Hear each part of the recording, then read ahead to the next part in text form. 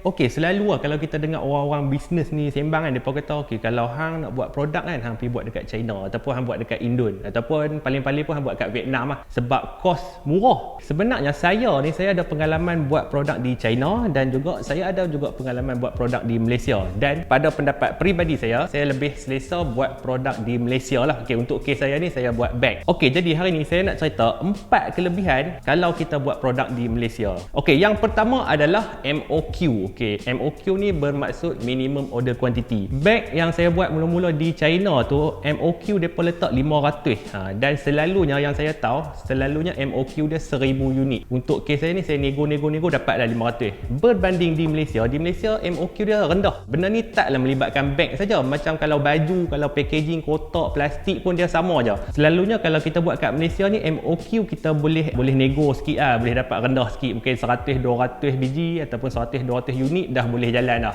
So satu dari segi MOQ lah kelebihannya tu. Okey, yang kedua adalah mudah untuk kita berurusan. Okey, mudah berurusan ni maksudnya kalau kita nak berurusan dengan orang di negara luar, contohlah China kan. Okey, komunikasi tu kita boleh buat sebab depa ada salesperson yang boleh berbahasa Inggeris. Depa ada salesperson yang boleh berbahasa Inggeris. Cumanya dari segi kita nak ke sana, kita nak rasa dia punya fabric, dia punya texture, yang tu dia agak susah sikit. Kalau berbanding macam dekat Malaysia ni, kita boleh direct terus pi je kat kilang-kilang mana yang kita nak buat barang tu kan. Kita boleh pi tengok dia punya fabric, tengok dia punya kain ke, dia punya semualah, dia punya spare part tu, jadi kita senang nak berurusan. Lagi satu, in term of kalau barang yang kita order tu ada defect. Kalau ada defect, contoh kita buat barang kat China, buat 1000 unit tapi 10 unit ada kerosakan, ada defect, minor defect. Kita nak return tu susah, kita nak berurusan untuk dapatkan balik ganti rugi tu agak rumit. Berbanding di Malaysia, kita boleh je ke sana dan tunjuk, uncle, okay, ni 10 unit defect uncle, boleh ganti baru tak?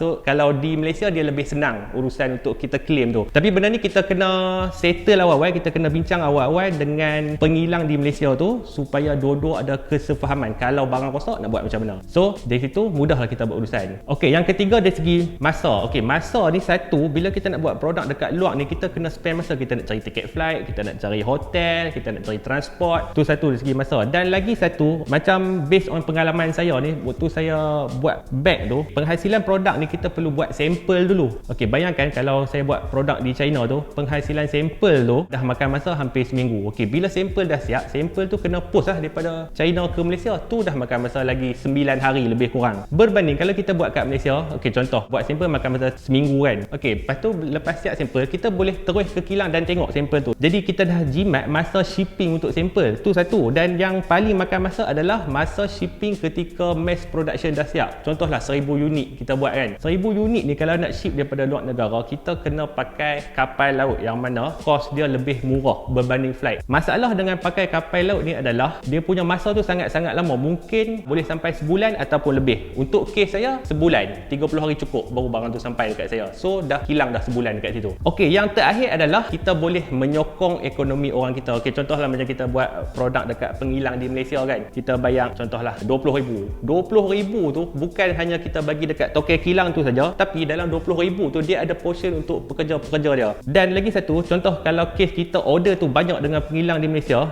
depa mungkin akan tambah staff ataupun buka peluang pekerjaan, tak kisahlah part time ataupun full time. Jadi still benda tu akan menambahkan peluang pekerjaan dalam negara kita.